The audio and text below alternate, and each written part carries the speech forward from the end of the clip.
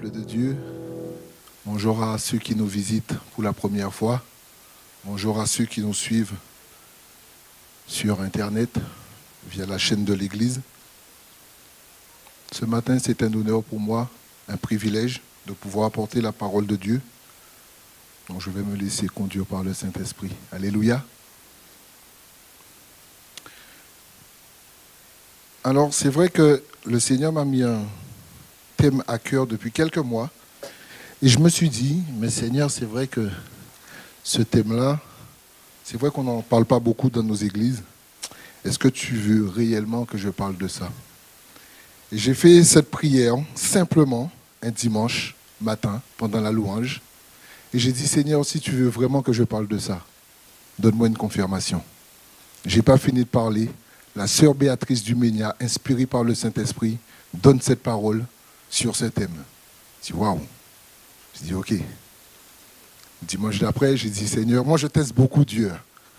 J'ai dit, Seigneur, dimanche d'après, j'ai dit encore, ça m'a trotté cette semaine, j'ai dit, dimanche d'après, j'ai refait la même prière. J'ai dit, Seigneur, si tu veux que je parle de ça, donne-moi une confirmation encore. Je n'ai pas fini de dire ça. Le frère Persévérance prie dans ce sens-là, inspiré par l'Esprit.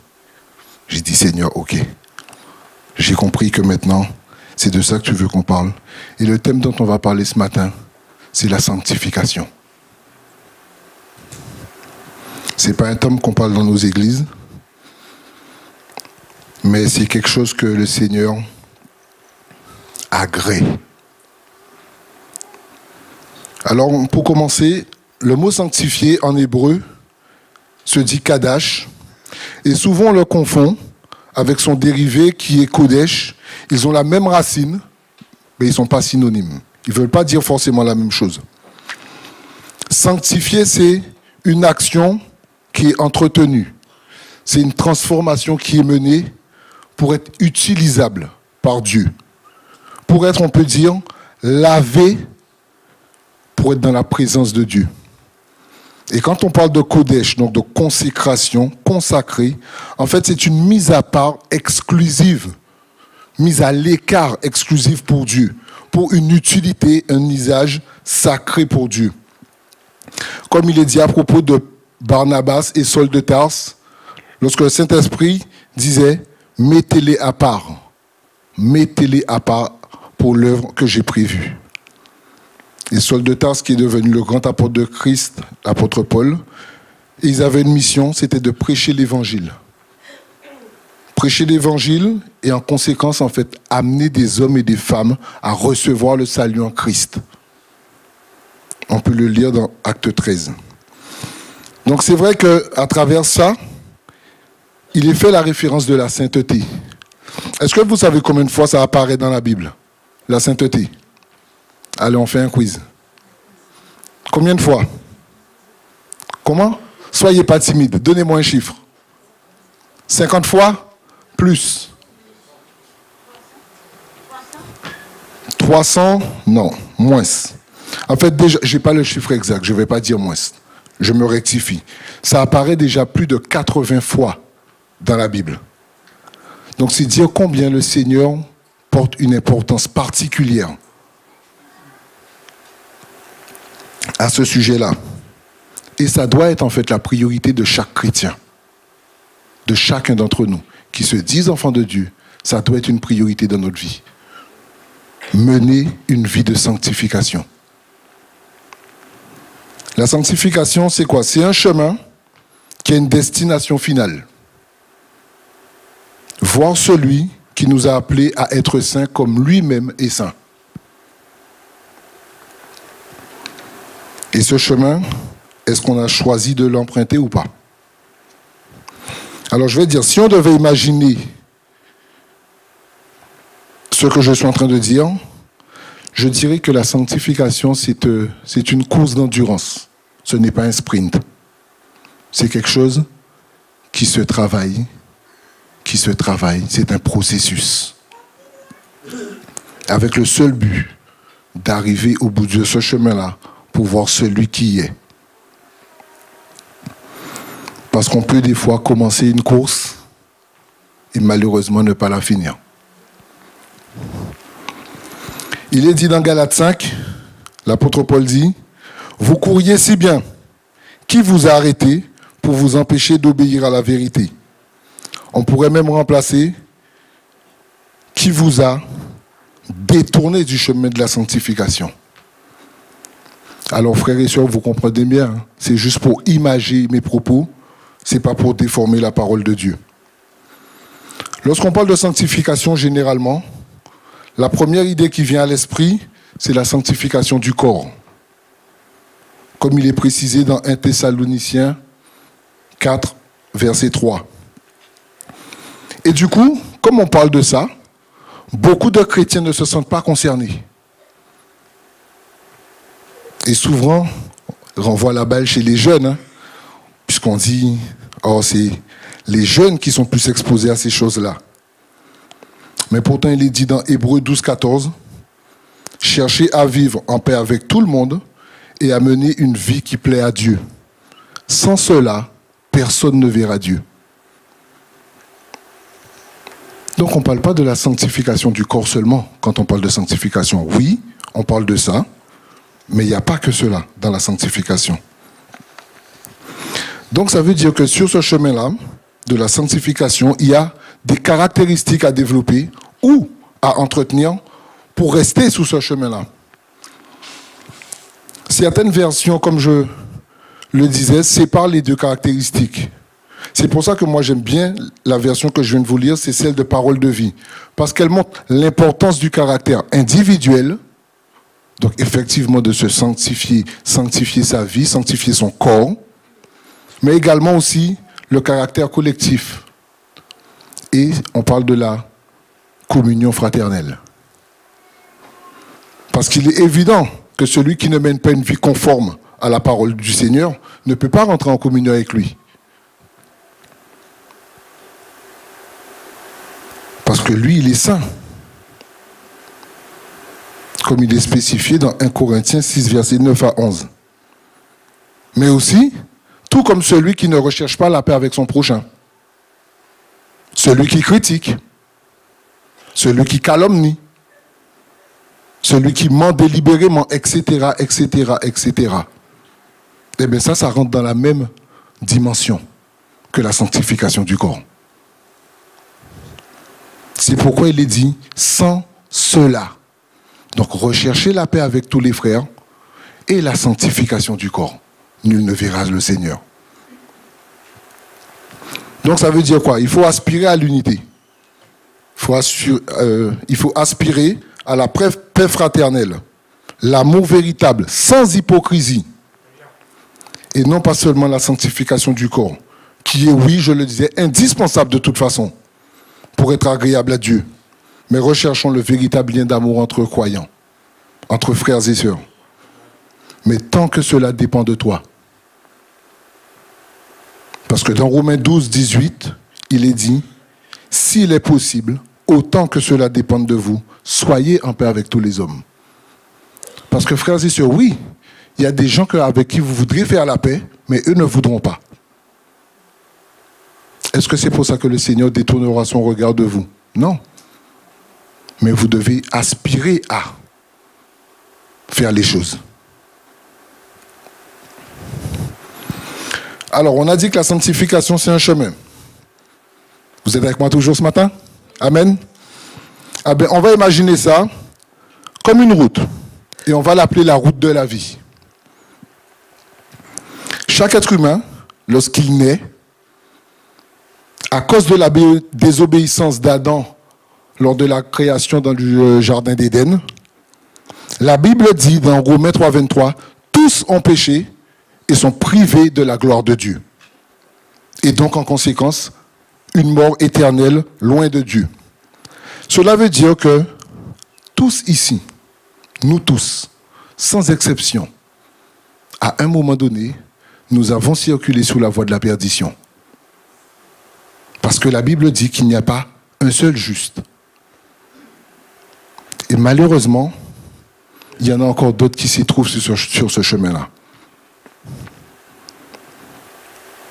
Et la conséquence, c'est la séparation avec Dieu.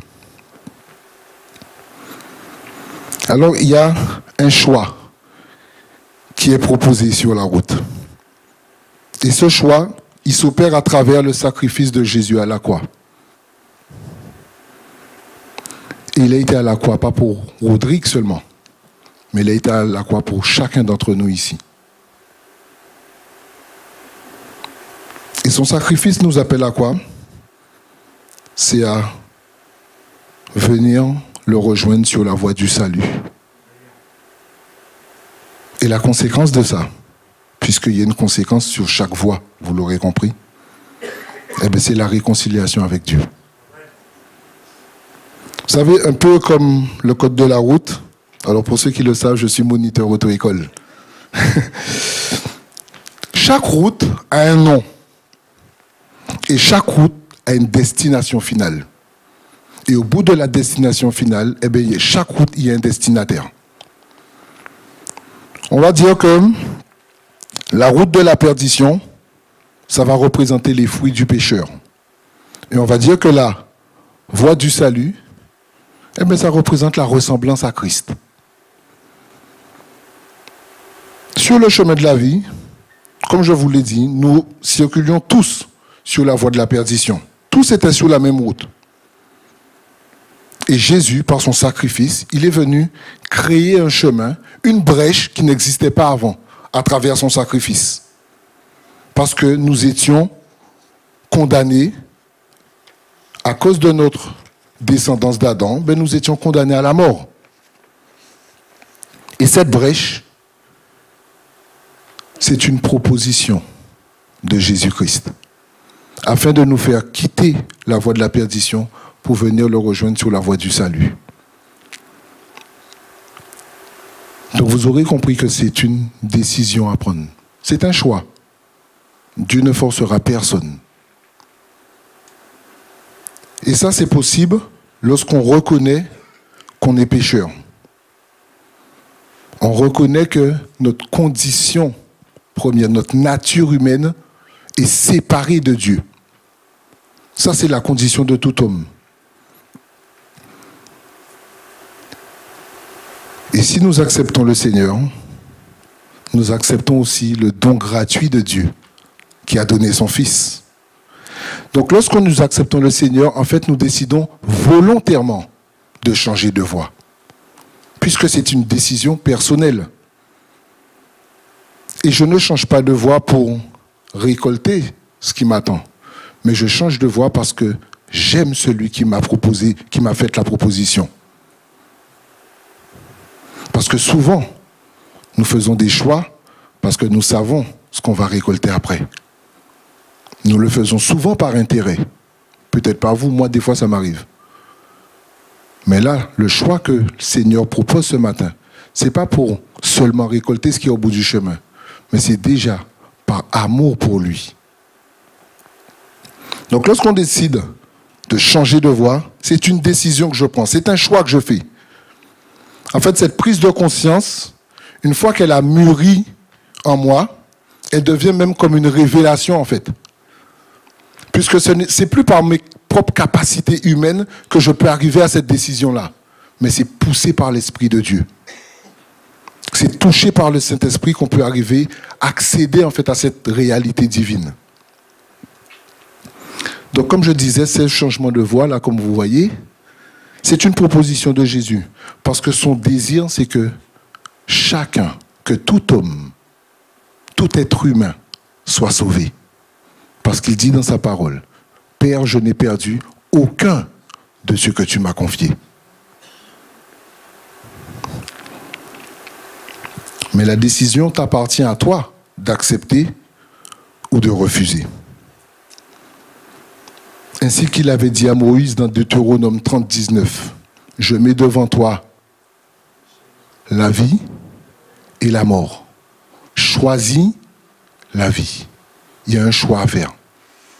On ne peut pas attendre que le Saint-Esprit fasse tout à notre place. On doit se positionner à un moment donné. Dieu ne fera rien contre ta propre volonté. C'est une décision personnelle et volontaire que tu dois faire. Et du coup, personne ne peut sortir de la voie de la perdition et venir sur la voie du salut contre son propre gré. Un parent ne peut pas dire à son enfant, tu étais là, mais je t'ai pris là et je t'ai mis sur la voie du salut. Non, ça ne marche pas comme ça. On a dit que c'est une décision. Ni quelqu'un qui pourrait dire, ah, oups, je me suis trompé de voie, je me suis retrouvé sur la voie du salut accidentellement. Non.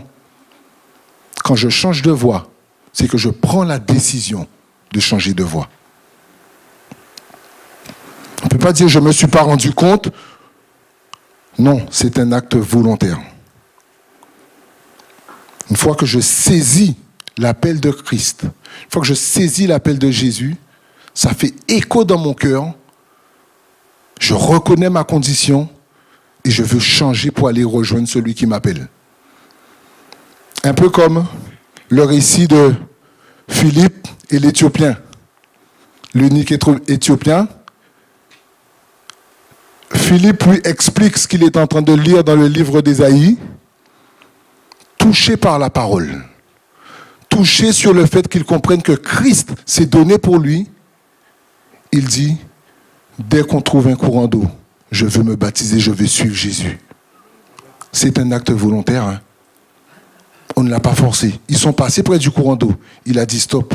Sur la parole que tu viens de me donner, sur la parole que j'ai reçue, qui a fait écho dans mon cœur, ce que tu viens de me dire, je veux le faire maintenant. Il a pris une décision. Ce matin, peut-être que tu es là pour la première fois. Peut-être que c'est la première fois que tu entends la parole. Peut-être que c'est la première fois que tu rentres dans une église. Peut-être que le Seigneur te parle ce matin.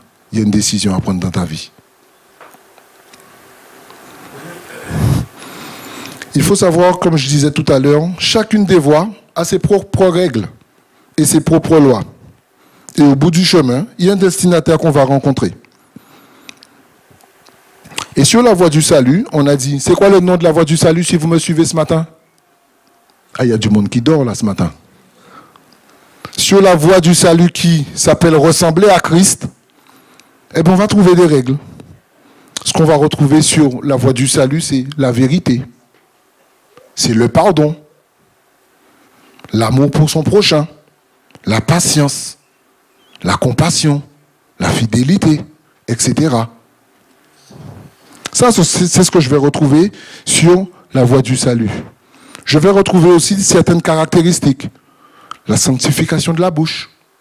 Jacques 3, 10 dit, de la même bouche sortent la bénédiction et la malédiction. Il ne faut pas, mes frères, qu'il en soit ainsi. Je vais retrouver aussi la sanctification des yeux. Matthieu 5, verset 28, quiconque regarde une femme pour la convoiter a déjà commis un adultère avec elle dans son cœur. Donc attention à ton regard, attention à ce que tu regardes. Sanctification des mains, 1 Timothée 2,8, je veux donc que les hommes prient en tout lieu en élevant des mains pures, sans colère ni mauvaise pensée. Sanctification des pensées. Philippiens 4,8. Au reste, frères, que tout ce qui est vrai, tout ce qui est honorable, tout ce qui est juste, tout ce qui est pur, tout ce qui est aimable, tout ce qui mérite l'approbation, ce qui est vertueux et digne de louange, soit l'objet de vos pensées. Amen. Chaque voie a ses règles. Donc en fonction de la voie que tu empruntes ou sur laquelle tu es, il y a des fruits qui doivent se voir. Et en fonction des fruits que tu portes, on saura sous quelle voie tu marches. On saura sous quelle voie tu es. On saura sous quelle voie tu as choisi d'emprunter. Et donc on saura aussi quel destinataire t'attend au bout du chemin.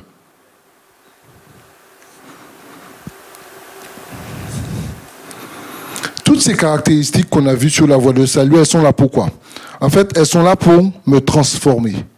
Tout au long de ce processus, vous avez compris, je vous ai dit, la sanctification, c'est pas quelque chose, comment dirais-je, c'est pas quelque chose de ponctuel. C'est quelque chose qui se travaille tout au long de chemin. Tout au long de chemin. Alors je ne dis pas qu'une fois qu'on est sur cette voie-là, tout est parfait. Mais je dis qu'une fois qu'on a cherché à rentrer sur cette voie-là, notre seule priorité, eh ben, c'est de porter le nom de la voie. Et on a dit, le nom de la voie, c'est ressembler à Christ. Donc tout ce que je dois faire doit toujours m'emmener à ressembler à Christ.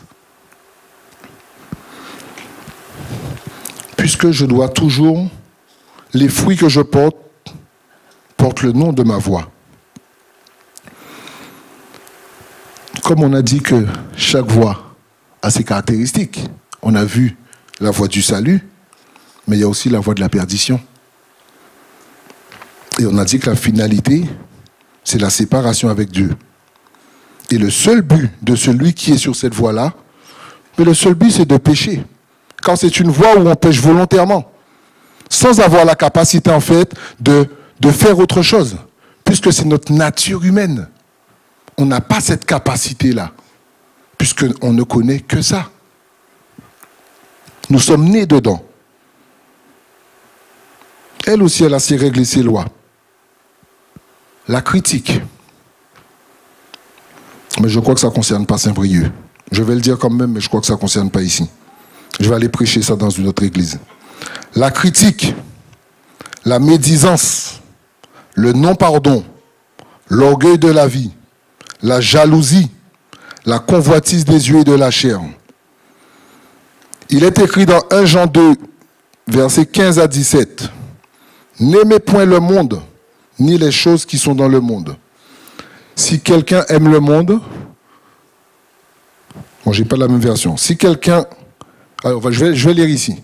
N'aimez point le monde, ni les choses qui sont dans le monde. Si quelqu'un aime le monde, l'amour du Père n'est point en lui. Car tout ce qui est dans le monde, la convoitise de la chair, la convoitise des yeux et l'orgueil de la vie, ne vient point du Père, mais du monde. Et le monde passe, et sa convoitise aussi. Mais celui qui fait la volonté de Dieu demeure éternellement. Voilà une promesse pour ceux qui marchent sur le chemin de la sanctification.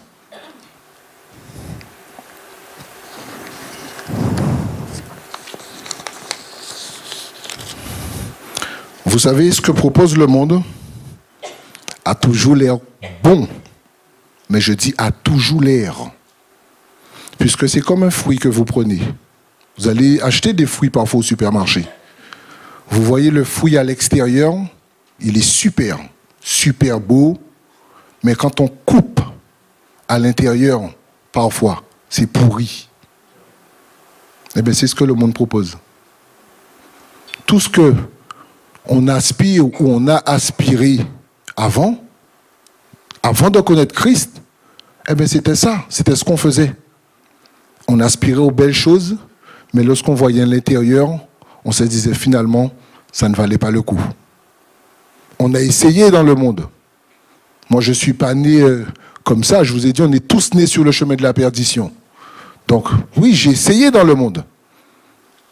Mais quand je regarde derrière moi, je me dis, est-ce que tout ce que j'ai fait, ça valait la peine? Que chacun fasse son constat. Dans Matthieu 7, versets 13 à 14, il est dit, entrez par la porte étroite. Ah, il y a une seule personne qui l'a dit, mais c'est par là qu'on va rentrer. Entrez par la porte étroite, car large est la porte, spacieux est le chemin qui mène à la perdition. Et il y en a beaucoup qui entrent par là. Mais étroite est la porte, resserrez le chemin qui mène à la vie. Il y en a peu qui le trouvent. Il y en a peu, donc ça veut dire qu'il y en a quand même certains qui arrivent à le trouver. Quelle est la différence alors? S'il y a certains qui arrivent à trouver et d'autres qui n'arrivent pas à trouver, ce n'est pas qu'ils sont plus intelligents.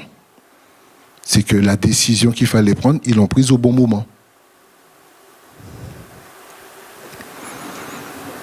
C'est pourquoi il est important d'affermir ta foi.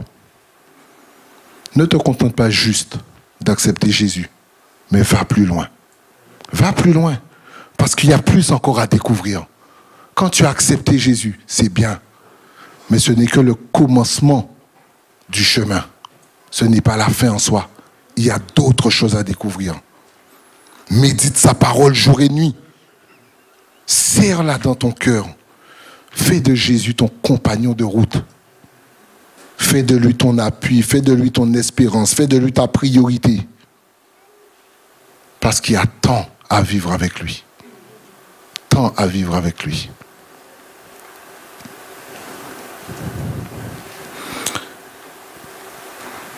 Souvent on parle, dit, j'ai une destinée. Gloire à Dieu. Gloire à Dieu. Mais ne fais pas seulement ta destinée ta priorité. Fais aussi de ton éternité ta priorité. Fais de ton éternité aussi ta priorité.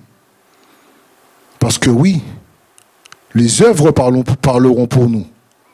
Mais le plus important, c'est où tu finiras. Pas là où tu es, mais où tu seras. Fais de l'éternité ta priorité.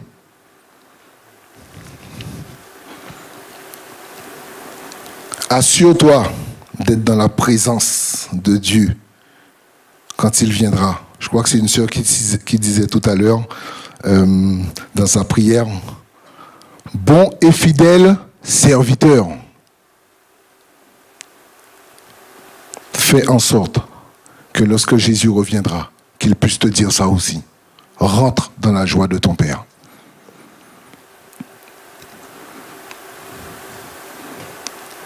C'est pour ça qu'il est important de consolider, de renforcer sa position d'enfant de Dieu. On ne peut pas juste dire je suis enfant de Dieu, je suis chrétien. Ça veut dire quoi, je suis chrétien? Est-ce que tu fais la volonté de ton Père? Est-ce que tu fais la volonté de Christ? Je suis chrétien. Ça veut dire quoi, je suis chrétien? Ça ne veut rien dire. Tout le monde peut dire je suis chrétien. C'est pourquoi dans la Bible, il est parlé beaucoup de disciples. Pas beaucoup de chrétiens. Hein? Il dit, mes disciples. Fais de toutes les nations des disciples. Il n'a pas dit fais de toutes les nations des chrétiens. Fais des disciples. Parce que la différence, c'est que le disciple, il va œuvrer pour Christ. Le chrétien, il va venir le dimanche et le mardi, et il va écouter la parole et il va repartir. C'est ça les chrétiens. Je suis chrétien, c'est je me donne bonne conscience. Le dimanche matin, je me lève, je m'habille, je viens à l'église, j'ai entendu la parole, je repars. Et je fais ça chaque dimanche. Mais le disciple, il va écouter et il va essayer de vivre ce qu'il a entendu. Vous ne pouvez pas dire amen, mais moi je dis amen. Comme nous l'avons dit précédemment, la sanctification est un processus. Lorsqu'on a décidé, lorsqu'on a accepté de rejoindre la voie du salut par la grâce de Dieu, puisque ça c'est pareil, hein, on a dit, quand on va sur la voie du salut, c'est un appel, mais en fait on n'y va pas. En fait c'est Christ qui tend la main et on a juste à mettre notre main dans sa main. Et c'est lui qui nous attire. D'accord?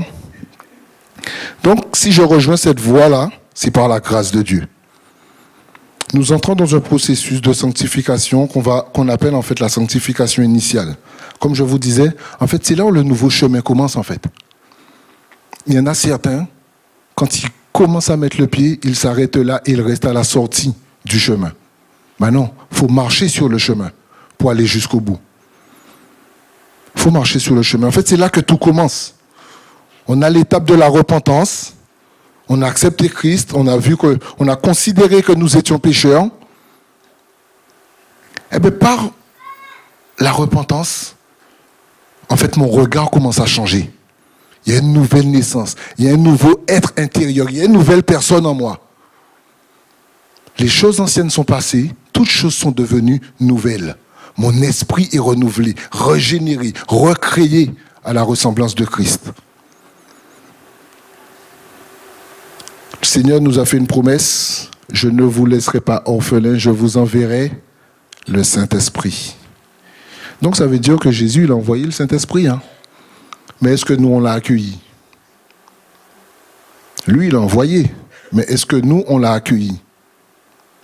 Ben, il faut l'accueillir pour qu'il y ait une transformation. Parce que quand tu vas l'accueillir, c'est là où tu vas te laisser bâtir. C'est là où il va poser sa demeure en toi. Comme tu t'es repenti, ton vieil homme n'est plus, mais le nouvel homme, il faut l'accueillir. On a viré celui qui faisait les mauvaises choses, mais si la maison reste vide, qu'est-ce qui se passe? Voilà. soit celui qui était là dit, personne n'a pris les lieux, je reviens poser mon domicile, soit ça reste vide. Mais généralement, l'ennemi ne laisse pas la maison vide, je vous rassure. Donc lorsque le vieil homme est parti, il faut renouveler, il faut mettre le nouveau locataire dans cette maison, qui est mon cœur. Il faut mettre le Saint-Esprit à sa place. Et c'est là qu'il va commencer à rebâtir. Et il va rebâtir. Et il va rebâtir. Il va nettoyer. Il va rebâtir. Tout notre intérieur est changé. Âme, esprit. Ton corps, il ne change pas. Puisque c'est le même Rodrigue qui est là. Mais celui qui vivait là, n'est plus là. Maintenant, c'est le Saint-Esprit qui vit là. Donc mon âme et mon esprit sont renouvelés pour ressembler à Christ.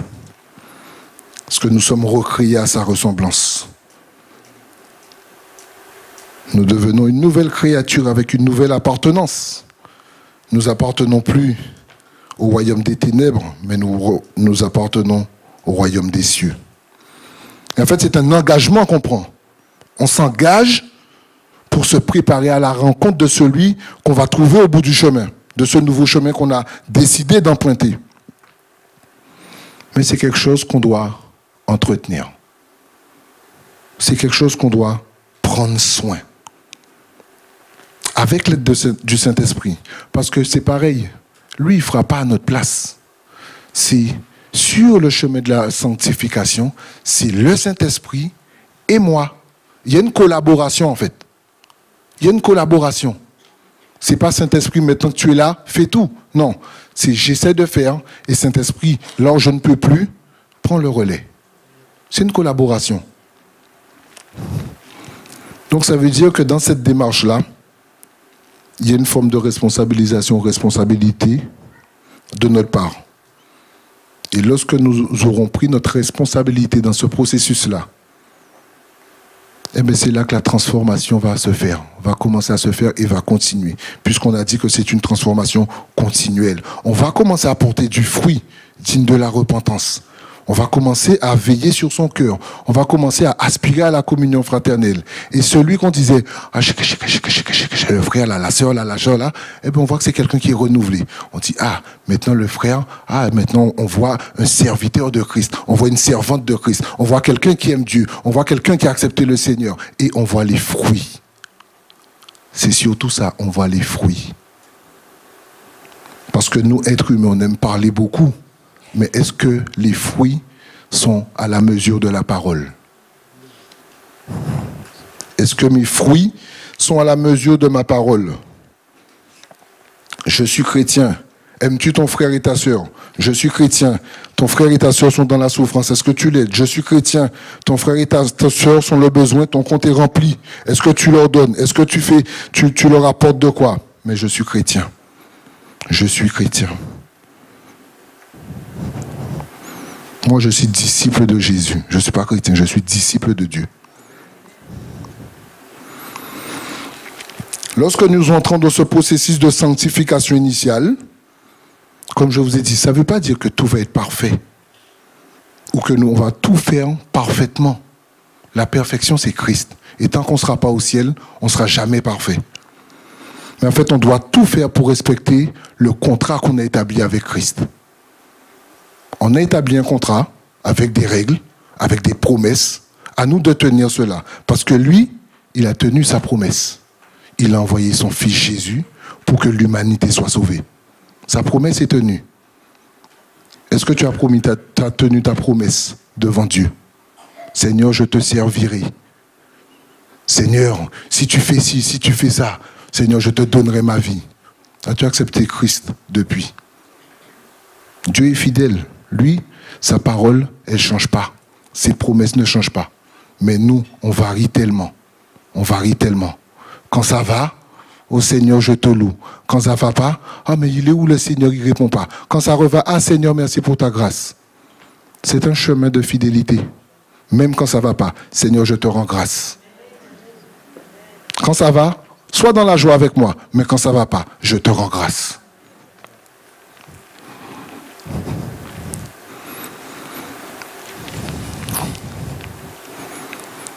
Dieu a respecté son engagement pour le pardon de nos péchés. Et il a déjà prévu pour les péchés qui sont passés, les présents et ceux à venir. Mais nous devons porter les fruits de celui vers lequel nous marchons avec l'aide du Saint-Esprit et en méditant la parole tous les jours, afin d'assujettir notre corps, notre esprit et notre âme. L'apôtre Paul l'explique dans le livre aux Corinthiens, 1 Corinthiens 9, versets 26-27. Il dit, « Moi donc je cours, non pas comme à l'aventure. Je frappe, non pas comme battant l'air, mais je traite durement mon corps et je le tiens assujetti de peur d'être moi-même rejeté après avoir prêché aux autres. » Je vous ai dit, la sanctification, c'est un marathon. Ce n'est pas une course qu'on termine, juste j'ai commencé, j'ai fini là. Jusqu'à ce que Christ revienne. La course continue. L'apôtre Paul dit qu'il court non pas comme à l'aventure, il ne court pas sans but précis. Beaucoup de nous courons, mais nous courons vers quoi? Est-ce que nous-mêmes nous savons? Il ne court pas sans motif. L'objectif de l'apôtre Paul, c'était de gagner des âmes pour le royaume des cieux. Partout où il allait, prêcher la bonne nouvelle. Partout où il allait, prêcher l'évangile de Christ. Parce que l'apôtre Paul savait une chose. On pouvait commencer, mais on pouvait ne pas finir. C'est ce qui a été le cas de son compagnon Démas, qui dit dans 2 Timothée 4, « Démas m'a abandonné pour le siècle présent. » L'amour du monde peut nous faire dévier. Ce n'est pas parce que tu es rentré sur le chemin de sanctification et que tu marches que tu ne peux pas ressortir. Parce que souvent, on a cette idée-là, on dit, ça y est, je suis rentré sur le chemin avec Christ, plus rien ne peut m'atteindre. Ah non, tu peux rentrer, mais tu peux ressortir aussi, si tu ne veilles pas sur ton cœur. Tu peux ressortir de ce chemin-là et toi-même créer la brèche pour ressortir. Parce qu'il n'y a pas de sortie normalement sous cette voie-là. Mais c'est toi-même qui vas créer cette brèche-là en ne veillant pas sur ton cœur. Vous savez, sur la route, il existe 2 types d'usagers. Il y a ceux qui sont des aventuriers, des explorateurs.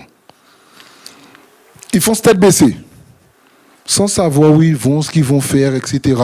Ils se laissent conduire par leurs propres sentiments et ils se perdent en chemin souvent. Et il y a ceux, ils sont sur la route. Avant de partir, ils ont prévu la carte du salut. Ils lisent les panneaux. Ils regardent où ils vont. Ils analysent leur vie. Ils analysent toutes choses. Et dès qu'ils sentent qu'ils sont en train de dévier, ils se remettent sur le droit chemin par la grâce de Dieu. Ils ont une volonté, c'est d'arriver à la destination. Peu importe le temps que ça prendra. Mais leur but, c'est d'arriver au bout.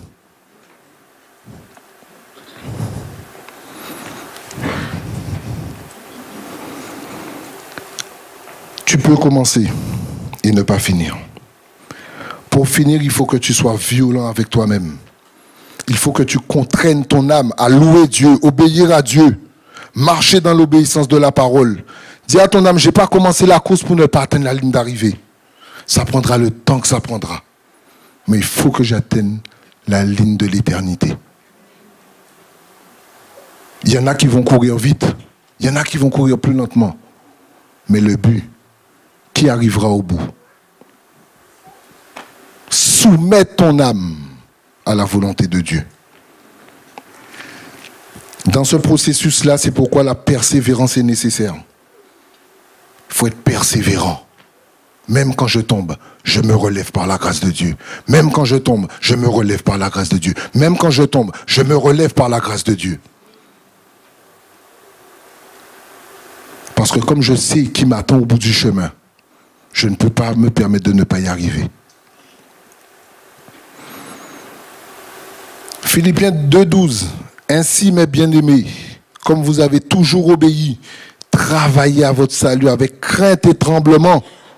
Ne laisse pas les forteresses de raisonnement t'envahir en pensant que ça y est, tu as donné ta vie à Jésus, tu n'as plus besoin de prier, tu n'as plus besoin de jeûner et que tu peux vivre comme bon te semble. Non, continue de porter le fruit digne de celui qui t'a appelé. Marche dans la voie de l'intégrité, marche dans la voie de la compassion, marche dans la voie de l'amour pour ton prochain, marche dans la voie de la fidélité, marche dans la voie de l'amour. Non pas pour acheter ton salut par tes œuvres, car le salut c'est un don gratuit de Jésus-Christ, mais pour entretenir ce qui t'a été donné gracieusement. C'est pour ça que tu dois travailler, batailler. C'est garder intact ce qu'on t'a donné. Comme si je te donne un vase rempli d'huile, et quand je reviens, je voudrais que le vase soit rempli d'huile toujours. Prends-en soin. Assure-toi qu'il y ait toujours de l'huile dans ton vase. La base de la sanctification, c'est la soumission à Dieu. C'est l'abandon de soi pour la volonté de Christ.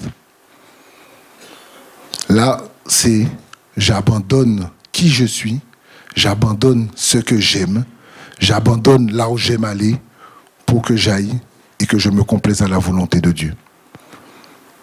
Même si je ne veux pas aller là, Dieu m'a demandé d'y aller. Eh bien, j'irai quand même. Parce que je sais que celui qui m'a envoyé pourvoira à l'endroit où il m'a envoyé. Vous savez, Jonas, c'est ce qu'il a fait. Hein? Va là-bas. Ah, non, je dis pas. Qu'est-ce qui s'est passé? Eh bien, au bout final du compte, il est reparti où? Là où on l'a envoyé. Ne perds pas de temps. Va là où Dieu t'a envoyé directement. Sois sans crainte. Celui qui t'envoie a déjà pourvu. Il y a un risque. C'est le fait de ne pas veiller à mener une vie de sanctification. Comme je vous ai dit, c'est prendre le risque de créer soi-même une brèche sur la voie du salut et de se retourner sur la voie et de retourner sur la voie initiale sur laquelle on était autrefois. C'est ça le risque, de ne pas veiller à mener une vie de sanctification. La voie de la perdition, avec les conséquences qui vont avec. On a dit c'est la séparation avec Dieu. Parce que dans Matthieu 24, 13, il est dit, celui qui persévérera jusqu'à la fin sera sauvé. Que celui qui persévérera jusqu'à la fin qui sera sauvé.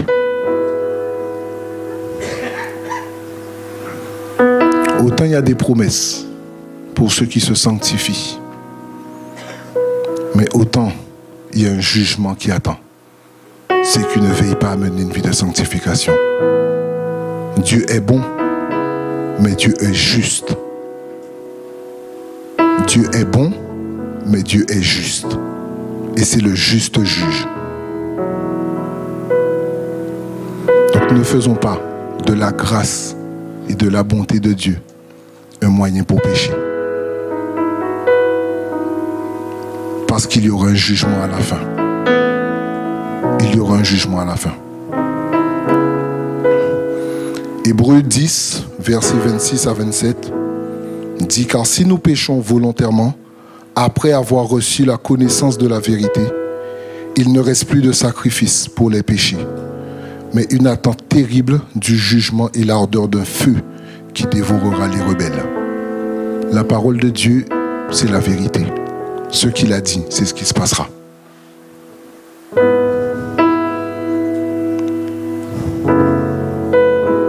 Mais il y a des promesses pour ceux qui veulent plaire à Dieu. Il y a des promesses pour ceux qui veulent suivre le Seigneur. Hébreux 10, verset 14. Car par une offrande, il a mené à la perfection pour toujours ceux qui se sont sanctifiés. Ça, c'est un engagement clair de Dieu. C'est une garantie offerte par Christ. Alors avant de terminer, 2 Corinthiens 7, verset 1. Ayant donc de telles promesses, bien-aimés, purifions-nous de toute souillure de la chair et de l'esprit, en achevant notre sanctification dans la crainte de Dieu. Je vais terminer mon message ici.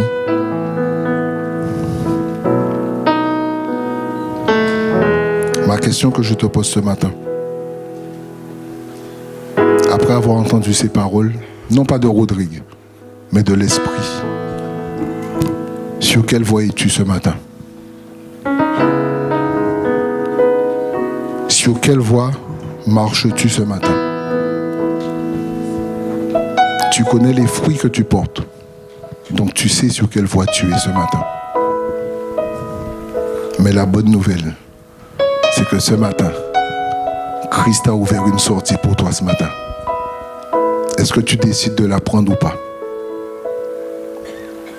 Est-ce que tu décides d'emprunter le chemin de la sanctification qui mène au salut en Jésus-Christ? Lui t'attend les bras ouverts, comme il a toujours fait.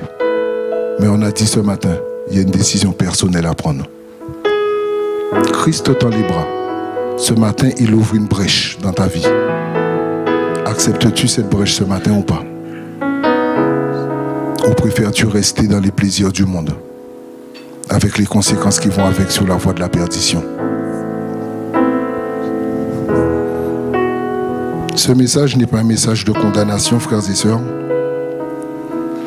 Mais le Seigneur t'interpelle ce matin. Et il t'invite à faire ce choix. Il y a tant à perdre sur le chemin de la perdition. Pour avoir été dessus, je sais ce que c'est. Et je ne veux pas que tu vives ça ce matin.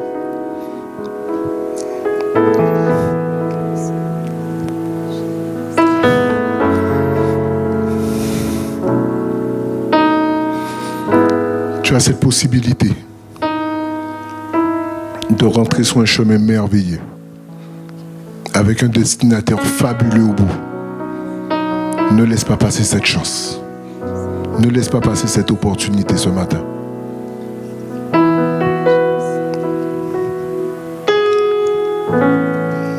Église, je vais vous demander quelque chose ce matin. Est-ce qu'on peut fermer les yeux ce matin? Rester dans la présence du Saint-Esprit. Respectez la présence du Saint-Esprit en fermant les yeux, s'il vous plaît.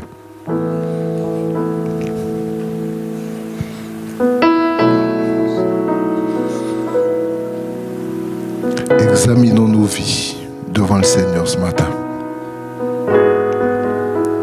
Examinons nos vies avec vérité et franchise devant Dieu ce matin. Dis Seigneur, je sais où je me trouve ce matin. Je sais sur quelle voie je suis. Ce matin, tu me donnes cette possibilité de changer de voie et de venir te serrer contre moi. Accorde-moi cette grâce. On reste dans cette attitude de révérence devant le Saint-Esprit. Le groupe de louanges va nous interpréter un chant. Vraiment, restons dans cette attitude devant le Seigneur. Mettez-vous comme vous voulez, debout, assis, à genoux, peu importe comment vous voulez vous tenir devant le Seigneur ce matin. Mais gardons les yeux fermés.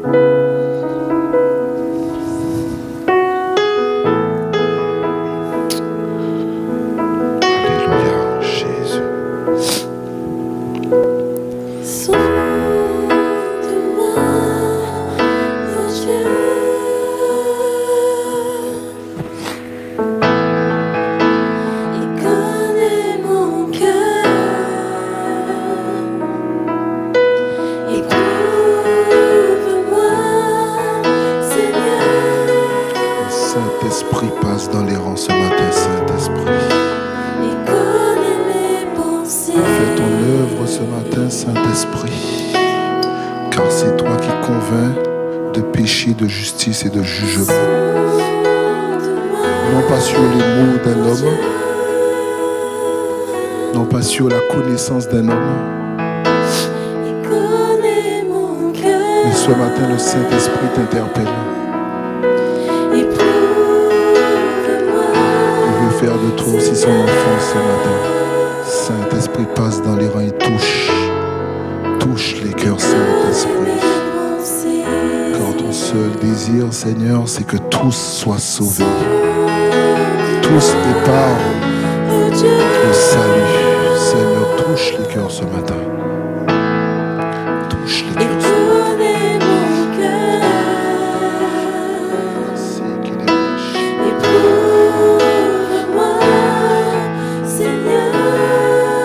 Alors que nous gardons les yeux fermés devant le Saint-Esprit et que nous analysons nos vies. Regarde si je suis. Si ce matin ce message a fait écho dans ton cœur, si ce matin tu veux dire je rejette le monde et ses désirs et ses convoitises pour m'attacher à Christ,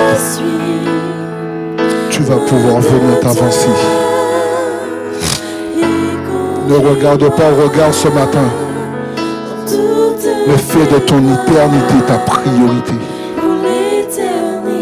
Si tu veux ce matin rejoindre Christ sur la voie du salut, tu vas pouvoir te lever et t'approcher. Nous gardons les yeux fermés pour respecter. Mais Seigneur, touche les cœurs ce matin. Convainc Saint-Esprit. Convainc ce matin Saint-Esprit. Convainc ce matin Saint-Esprit.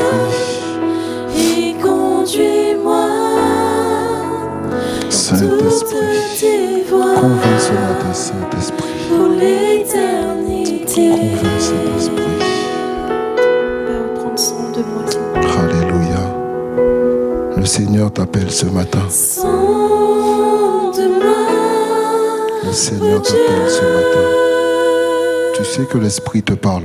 N'endurcis pas ton cœur. Regarde les yeux fermés. Éprouve-moi, Seigneur.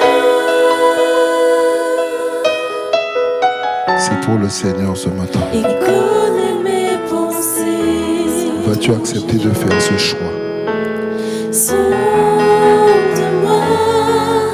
oh Dieu.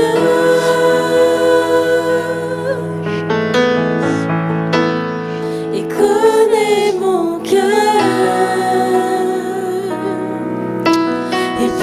Éprouve-moi, Seigneur.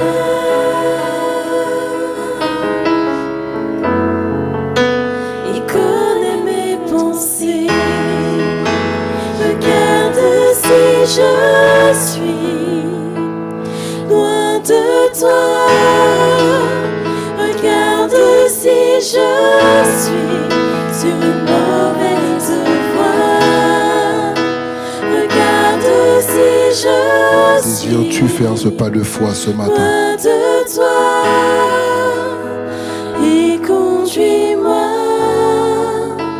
dans toutes tes voies pour l'éternité. Regarde si je suis. Examinons nos vies ce matin devant le Seigneur Loin de toi. avec sincérité et vérité. Regarde si je suis sur une mauvaise. Le salut est quelque chose de personnel. Regarde si je suis. C'est une occasion que le Seigneur te tend ce matin. Sois vrai avec le Saint-Esprit. Dans toutes tes voies pour l'éternité. Alléluia. Merci Seigneur pour ta grâce. Merci Seigneur pour ta bonté. Merci Seigneur pour ta fidélité. Merci Seigneur pour ce qui s'est passé dans les cœurs, mon Dieu, mon roi. Nous n'attendons pas un nombre de personnes, mais que les cœurs soient convaincus, Seigneur, de ta parole. Que les cœurs soient convaincus de ta parole, car c'est toi qui convaincs de péché, de justice et de jugement. C'est toi qui connais l'état du cœur de chacun. C'est toi qui connais, Seigneur, sur quelle voie se trouve chacun. C'est toi qui sais ce qui s'est passé dans les cœurs ce matin. Et je veux simplement te rendre toute la gloire. Merci pour ce que tu fais. Merci pour ce que tu feras. À toi toute la gloire et tout l'honneur. Au nom précieux de Jésus. Amen.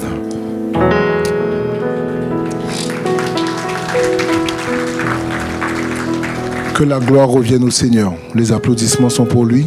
À lui soit toute la gloire.